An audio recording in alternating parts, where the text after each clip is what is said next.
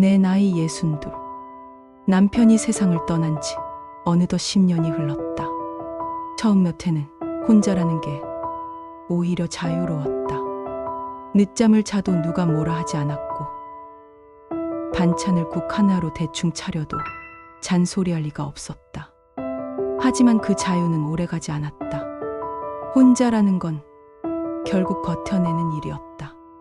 시계 초침 소리가 유난히 크게 들리고, 저녁마다 켜놓은 텔레비전은 오히려 집안의 정막만 더 크게 울려 퍼졌다. 그저 유일한 낙이라고는 퇴근하고 돌아온 딸과 저녁 식사를 하며 잠시 수다를 떠는 것뿐이었다. 10년이라는 시간은 나를 단단하게 만들지 못하고 조금씩 비워내는 쓸쓸한 세월이 되었다. 그런 내 앞에 박 집사님이 나타났다. 교회 지인이 성실하고 따뜻한 분이라며 소개해 주었지만 처음엔 그저 웃어 넘겼다. 그러나 예배가 끝나고 교회 마당에서 마주쳤을 때 그는 먼저 다가와 정중하게 인사를 건넸다. 집사님, 요즘 건강은 어떠세요? 날씨가 많이 풀렸네요. 그 목소리는 차분하고 낮았다. 군더더기 없는 말투였지만 어딘가 따뜻한 울림이 있었다. 나는 어색하게 웃으며 대답했지만 마음 한쪽에 작은 파문이 있는 걸 느꼈다. 그 후 우리는 봉사 모임에서 자주 마주쳤고, 성가대 연습 뒤엔 함께 국밥집에 들렀다. 그는 허세가 없었고 불필요하게 떠벌리지 않았다. 대신 말 한마디에 진중한 무게가 있었다. 오랜만에 누군가와 속 깊은 이야기를 나누는 시간이 따뜻하게 다가왔다. 며칠 뒤 교회 근처 카페 창가에서 우리는 차를 마시며 긴 이야기를 나눴다. 나는 남편을 떠나보낸 뒤의 허전함을 조심스레 털어놓았고, 그는 홀로 살아온 세월의 고독을 담담히 고백했다. 대화가 길어질수록 오래 잠겨있던 내 마음의 자물쇠가 조금씩 풀려나가는 듯했다. 어느 날 그는 조심스럽게 내 눈을 보며 말했다. 이제는 혼자가 아니라 함께 살아가는 게 어떻겠소? 남은 세월 서로 기대면서. 나는 순간 아무 말도 하지 못했다. 재혼이라는 단어는 여전히 낯설었고 마음속 한켠이 두렵기도 했다. 하지만 그의 눈빛은 진지했다. 허황된 욕심이 아니라 삶을 함께 걸어가고 싶다는 간절한 진심이 담겨 있었다. 결국 나는 천천히 고개를 끄덕였다. 그날 밤 거울 앞에 섰다. 주름진 얼굴은 세월을 고스란히 담고 있었지만 오랜만에 생기가 돌았다. 나는 속으로 중얼거렸다. 황혼에도 이렇게 가슴이 뛰는 날이 오는구나. 며칠 후 나는 딸에게 조심스럽게 고백했다. 엄마, 사실은 요즘 만나는 사람이 있어. 내가 괜찮다면 재혼까지 생각하려 해. 딸은 순간 놀란 듯 눈을 크게 떴다가 이내 환하게 웃었다. 엄마, 진짜요? 너무 잘 됐어요. 이제야 엄마도 행복할 수 있겠네요. 나는 눈시울이 뜨거워졌다. 반대할까봐 걱정했는데 오히려 기뻐해 주다니. 딸은 내 손을 꼭 잡으며 말했다. 엄마 웃는 거 오랜만이에요. 준비하는 거 저도 도와드릴게요. 며칠 뒤 딸은 나를 옷가게로 끌고 갔다. 엄마, 새 출발엔 옷부터 달라야죠. 거울 앞에서 나는 망설였지만 딸은 눈을 반짝이며 원피스를 하나 집어들었다. 이거예요. 엄마가 입으니까 얼굴이 훨씬 밝아 보여요. 거울 속에 나는 수줍게 웃고 있었다. 그 순간 딸의 손길이 오래된 기억을 불러냈다. 소풍 전날마다 내 옷고름을 매주며 엄마 예쁘다 하던 그 아이가 이제는 내 앞에서 원피스를 골라주고 있었다. 나는 속으로 중얼거렸다. 나는 참 복받은 사람이다.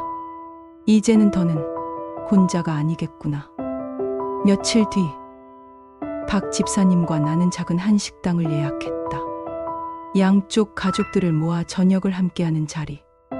그것이 우리의 새로운 시작이 될 터였다. 나는 원피스를 옷걸이에 걸어두고 그날을 손꼽아 기다렸다.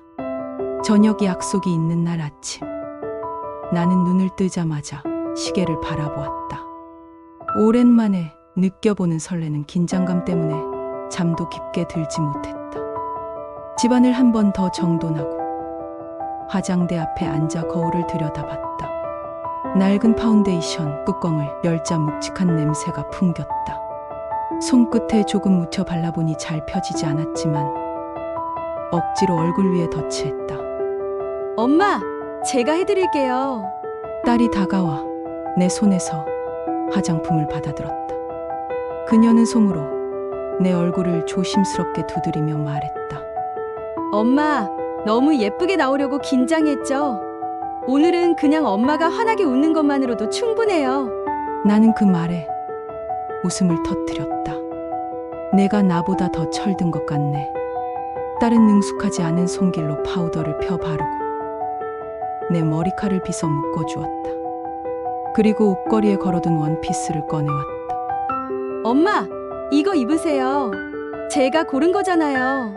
밝은색 원피스를 입고 거울 앞에 서자 내 얼굴이 조금 더 환하게 보였다. 낯설지만 설레는 모습이었다. 딸은 눈을 반짝이며 손뼉을 쳤다. 엄마, 진짜 예쁘다. 이제 엄마도 신부네요. 나는 그 말의 순간 눈시울이 붉어졌다. 10년 동안 잊고 살았던 설렘이 다시 돌아온 듯했다. 식당은 한옥풍의 외관을 가진 한식당이었다. 입구에 달린 등불이 따뜻한 빛을 흘렸고 문을 열자 은은한 나무 향과 국물 냄새가 어우러져 마음이 차분해졌다. 종업원이 예약한 별실로 우리를 안내했다. 긴 테이블 중앙엔 전골 냄비가 준비돼 있었고 뚝배기에서 김이 피어오를 채비를 하고 있었다. 박 집사님은 이미 와 있었다. 말끔한 양복 차림으로 자리에서 일어나 반갑게 인사했다. 오셨군요. 기다리고 있었습니다. 나는 부끄럽게 웃으며 고개를 끄덕였다. 딸도 정중히 인사했고 그는 따뜻한 눈빛으로 화답했다. 잠시 후 그의 며느리와 어린 손주가 들어왔다. 아이는 방긋 웃으며 작은 손을 흔들었고 모두 웃음을 터뜨렸다. 며느리는 단정한 차림으로 상냥하게 인사를 했다. 이어 박 집사님의 아들이 들어왔다. 그는 품에 아이 짐가방을 들고 있었고 숨을 고르며 말했다. 아버지, 제가 늦었죠? 그 순간 내 딸의 얼굴이 굳었다. 눈빛이 순간적으로 흔들리며 젓가락을 쥔 손끝이 미세하게 떨렸다. 아들도 잠시 걸음을 멈추더니 이내 억지로 웃으며 자리에 앉았다. 겉보기의 식탁은 평온했다. 전골에서 김이 모락모락 피어올랐고 며느리가 아이에게 밥을 먹이자 귀여운 웃음이 방 안을 가득 채웠다. 박 집사님은 손주 얘기를 자랑스럽게 늘어놓으며 웃음을 지었다. 다른 사람들에게는 따뜻하고 화목한 가족 모임처럼 보였다. 그러나 내 옆에 앉은 딸은 숟가락을 거의 들지 못했다. 국물에 손을 대려다 이내 내려놓고 젓가락을 괜히 만지작거렸다. 아들도 말수가 줄어들었다. 술잔을 손가락으로 굴리며 괜히 딴청을 피우는 모습이 역력했다. 두 사람의 눈빛은 몇 번이고 공기 속에서 스쳤고 그때마다 딸의 어깨가 작게 떨렸다. 나는 점점 이상한 기운을 느꼈다.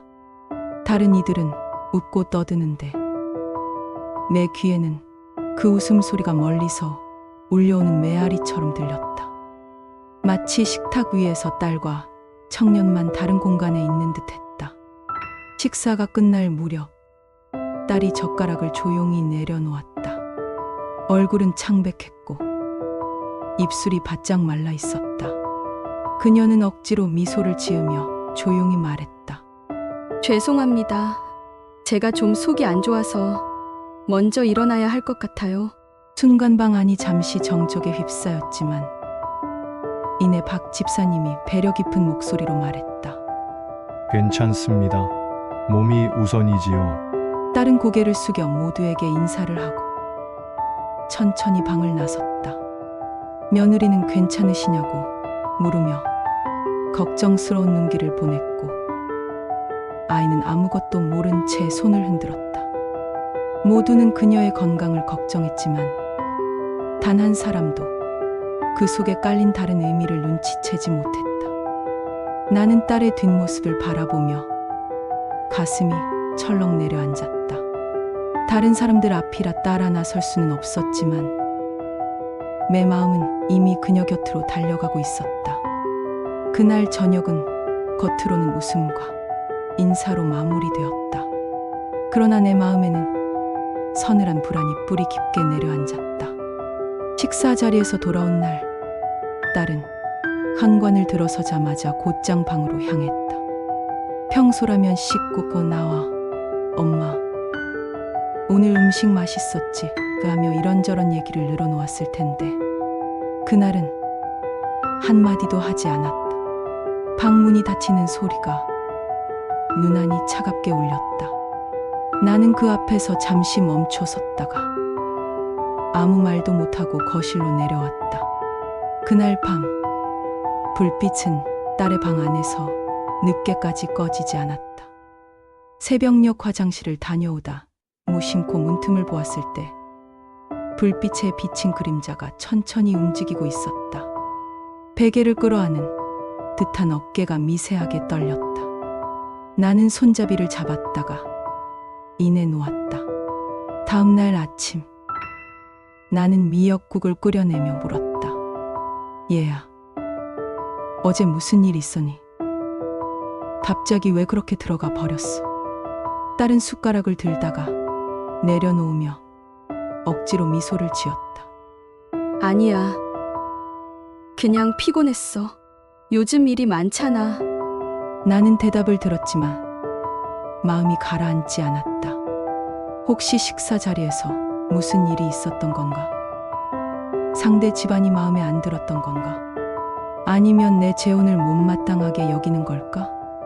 수많은 생각이 마음속에서 소용돌이쳤다. 그러나 그날 저녁에도 딸은 거의 말을 하지 않았다. 밥그릇은 그대로 식탁 위에 남았고 반찬도 손끝만 건드렸다. 내가 혹시 엄마가 서둘러서 불편한 건 아니니? 하고 물었을 때 딸은 고개를 저으며 대답했다. 그런 거 아니야. 엄마가 행복하면 나도 좋아. 하지만 그 말은 공허하게 흩어졌다. 며칠 동안 딸의 변화는 더욱 뚜렷해졌다. 출근할 때도 다녀올게라는 짧은 인사만 했고 퇴근 후에는 곧장 방에 들어가 문을 걸었다. 방불빛은 늘 늦게까지 켜져 있었고 새벽마다 뒤척이는 그림자가 창문에 어른거렸다. 나는 걱정이 커져갔다. 혹시 내 선택이 아이를 짓누르고 있는 건 아닐까? 내가 행복해지려는 게 아이에게는 상처가 되는 건 아닐까? 며칠이 지나 비가 내리던 밤, 딸이 방에서 나왔다. 얼굴은 창백했고 눈가는 울음으로 붉게 부어 있었다.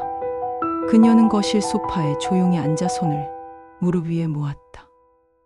엄마, 그녀가 낮게 부르며 시선을 떨궜다. 방 안은 빗소리만 가득했다.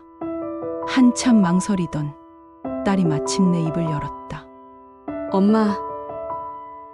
그날 식사 자리에서 나 숨이 막히는 줄 알았어. 나는 조용히 그녀를 바라보았다.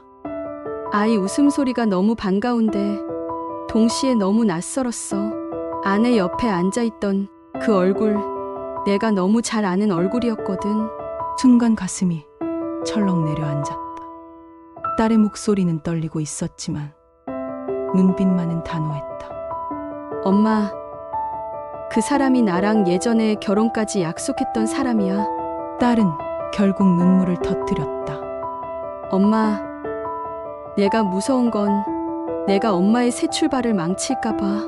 엄마는 이제야 행복을 찾으셨는데 나는 그걸 진심으로 축복해 주지를 못하겠어. 마음으론 축하하고 싶은데 입만 열면 거짓말이 될 것 같아. 그래서 너무 미안해. 그녀는 두 손으로 얼굴을 가리며 흐느꼈다. 나 아직 그 사람을 완전히 잊지 못했어.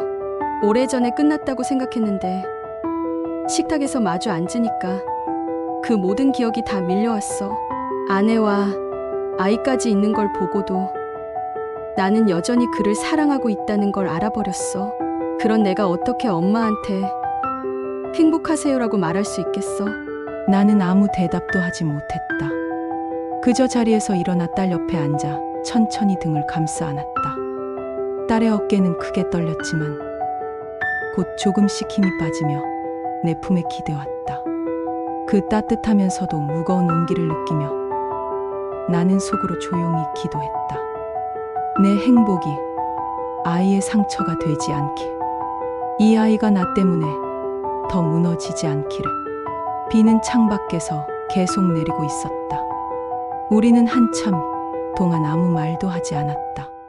그것이 그날 밤 우리가 할 수 있는 유일한 대화였다. 딸의 눈물 섞인 고백이 귀에 남아 밤새 뒤척였다.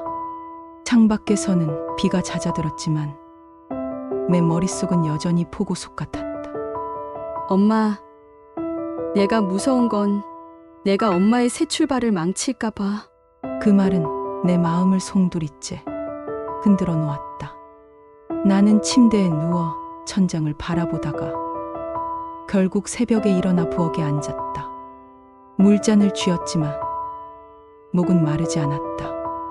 내 행복이 아이의 불행 위에 세워져야 하는 걸까? 내가 꿈꾸던 새 출발이 딸에게는 고통으로만 남는다며 과연 옳은 선택일까? 답이 떠오르지 않았다. 며칠 동안 나는 일상처럼 움직였지만 마음은 늘 분열돼 있었다. 장을 보면서도, 밥을 하면서도, 성경을 펼쳐도 한쪽에는 박 집사님의 온화한 미소가, 다른 한쪽에는 딸의 눈물 어린 얼굴이 겹쳐 떠올랐다. 딸은 전보다 더 말이 없었다. 출근하며 다녀올게 한마디 남기고 퇴근 후엔 곧장 방에 들어가 문을 걸었다. 불빛은 늦게까지 켜져 있었고 그 안에서 그녀가 혼자 울고 있다는 걸 나는 알았다.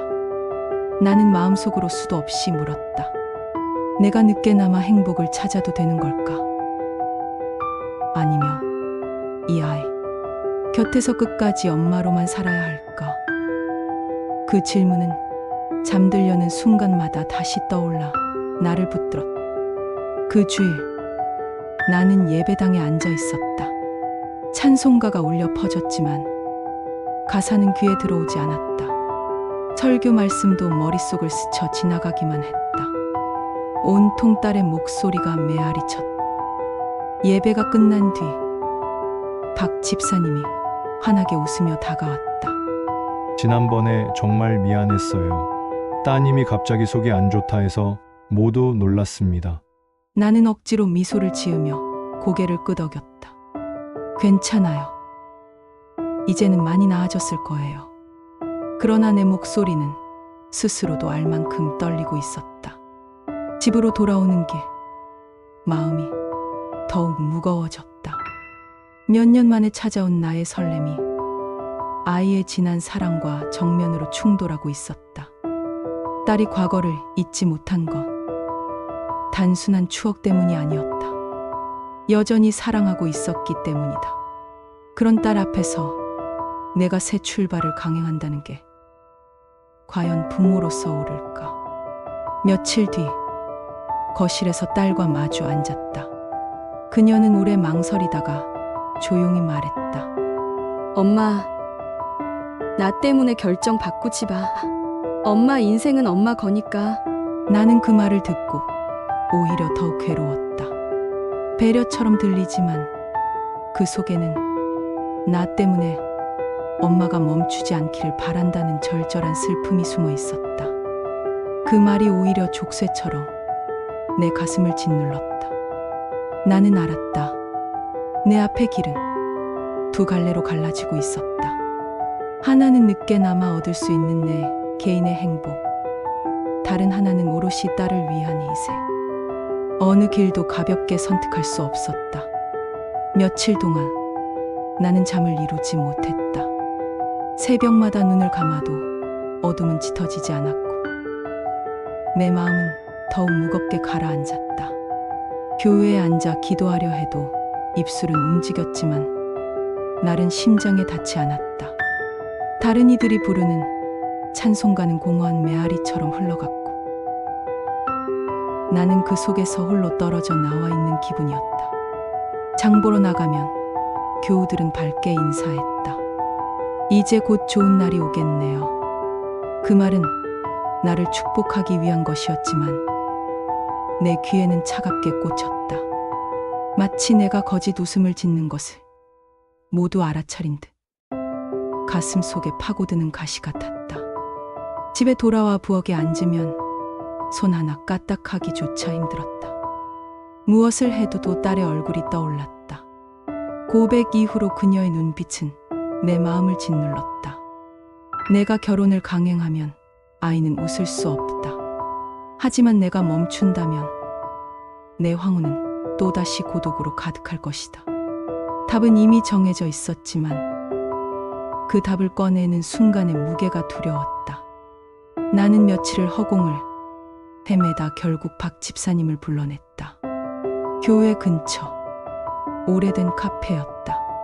창밖에는 봄비가 내렸고 창문을 타고 흐르는 빗줄기는 나의 망설임처럼 끊임없이 이어졌다. 커피향은 은은했으나 내 마음에는 한 방울의 여유도 없었다. 그가 들어와 내 맞은편에 앉았다. 단정한 셔츠, 고든 자세, 여전히 믿음직한 표정이었다. 그는 나를 보며 잔잔히 미소 지었지만 곧 눈썹을 찌푸렸다. 얼굴이 좋지 않으십니다. 무슨 일 있으신가요? 나는 떨리는 손을 테이블 위에서 모았다. 입술을 떼기까지 오래 걸렸다. 집사님, 죄송하지만 이 결혼은 여기서 멈춰야 할 것 같습니다. 그의 얼굴이 단단히 굳어졌다. 무슨 말씀이십니까? 저는 더는 나아갈 수가 없어요. 그는 몸을 앞으로 기울이며 간절히 물었다. 제가 뭘 잘못했습니까? 무슨 일이 있었던 겁니까? 제게 이유라도 말씀해 주셔야 하지 않겠습니까? 나는 눈을 감았다가 힘겹게 떴다. 그냥 제 사정이 있어서 그래요. 그의 음성이 거칠어졌다. 사정이라뇨? 며칠 전만 해도 함께 웃고 기도하고 행복하시다 하지 않으셨습니까? 그 시간들이 다 거짓이었단 겁니까? 거짓은 아니었어요. 하지만 지금은 더는 갈 수 없습니다. 그는 두 손으로 관자놀이를 짚으며 깊은 한숨을 내쉬었다. 도대체 왜 그러십니까? 제가 모르는 무언가가 있습니까? 제 아들도 제 가족도 마음을 열었는데 이유도 모른 채 이렇게 끝내라니 저는 도저히 납득할 수가 없습니다. 나는 대답하지 못했다. 목구멍은 메어왔고 눈물이 차올라 시야가 번졌다. 침묵만이 내 답이었다. 의자에 앉아있기가 고통스러웠다. 떨리는 무릎을 힘겹게 일으켜 자리에서 일어났다. 의자 다리가 바닥을 긁으며 쓸쓸한 소리를 냈다. 나는 천천히 발걸음을 옮겼다. 박 집사님은 그 자리에 앉아 끝까지 나를 바라보고 있었다. 붙잡지도 더 묻지도 않았다. 하지만 그 눈빛은 뼈저리게 따라왔다. 카페 문을 나서자 빗방울이 얼굴을 스쳤다.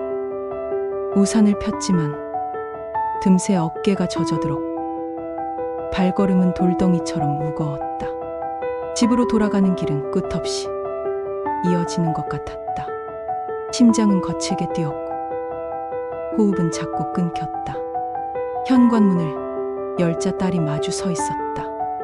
그녀는 평소처럼 차분했지만 내 얼굴을 보자 눈빛이 흔들렸다. 엄마, 무슨 일이에요? 어디 다녀오신 거예요? 왜 이렇게 안 좋아 보여요? 나는 한동안 말을 못했다. 결국 딸의 두 손을 붙잡았다. 얘야, 엄마는 내가 더 소중하다.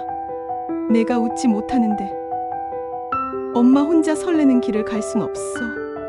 엄마의 행복은 내가 편히 숨 쉴 수 있는 데서 시작되는 거야. 딸은 그제야 눈물을 터뜨렸다. 작은 어깨가 흔들렸고 나는 그 몸을 품에 끌어안았다. 눈물이 서로의 뺨을 적셨지만 그 온기는 내 황혼의 빈자리를 채워주었다. 창밖에는 붉은 노을이 비쳤다. 쓸쓸한 빛이었으나 내 품 안에는 살아있는 온기가 있었다.